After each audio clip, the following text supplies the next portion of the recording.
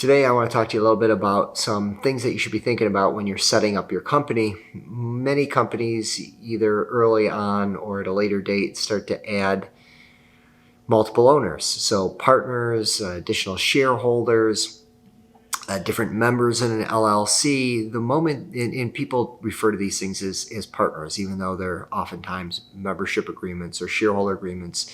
The reality is that people feel like they're in a partnership with someone else. So some things to be thinking about if you're going to enter into an agreement with someone else. You're going to give them a stake in the company. You're going to co-own the company, either 2 or 10 people. You always go into these things feeling really optimistic about what's about to happen. And that can be a fatal flaw at the setup stage, because any smart business person will tell you, any good lawyer will tell you, you have to hope for the best, but you have to plan for the worst. You have to be able to say, okay, if things don't go well, if we don't agree on a decision, if someone needs an exit, if we end up disputing whether or not someone else is going to be joining or whether or not there's going to be an investment round. How do we solve these problems? And your membership agreement in LLC or your operating agreement needs to be able to specify all the different things that are going to happen in the worst case scenario. If you use a boilerplate document that is just off of the web, chances are you're not going to be planning and you're not going to be setting expectations about what happens in terms of adding additional members, who's going to be making the decisions, what happens if there's a disagreement, and what happens on exit. So, tip number 1, plan for the best, but hope for the best, but plan for the worst, right? And that's where a good corporate lawyer, business lawyer can help you really kind of structure your initial deal to cover all the different scenarios in a very business-like fashion that might occur between you and your partners or you and your additional owners or members. The second tip that I have for you is to make sure that you not only have a good, solid operating agreement, member agreement, that you've got the business documents you need to be able to spell out what happens in a worst case scenario, but also to have agreements with each of the owners to the extent they're doing more than putting in money.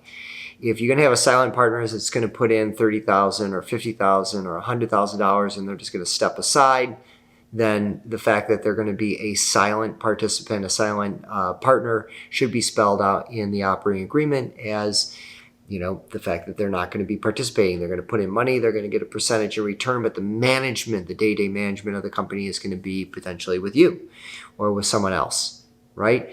But that's the corporate documentation side. What I'm talking about are the agreements between the company and anyone that's working with the company, especially people who are going to be in management. And this is about setting expectations. It's something that we see all the time where there's initial high hopes that 3 people are coming in, you're all going to be partners, you're all going to be pulling and rowing in the same direction. Things don't happen as quickly as you hope, and guess what? One person and then potentially 2 people drop off. They're not participating. They go back to their regular jobs. They're not putting in any time, but they still have this 1/3 interest in the company. And so that is a huge disincentive for you as the person that's potentially remaining, who's doing all the work but still has a third. So if you're going to be requiring someone to do the software development, that needs to be spelled out. You can structure it so they only get their interest or their shares in exchange for different benchmarks along the way. If someone's going to be the manager, then of course you need to spell that out. How is it full-time? Is it part-time? What are their management responsibilities? So first tip, recall.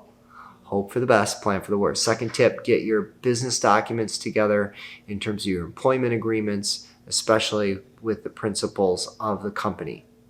The third tip I have for you when you're setting your company up in terms of the business side of things is to really go through and set expectations in terms of what you think is going to happen over the first 3 months, 6 months, 1 year.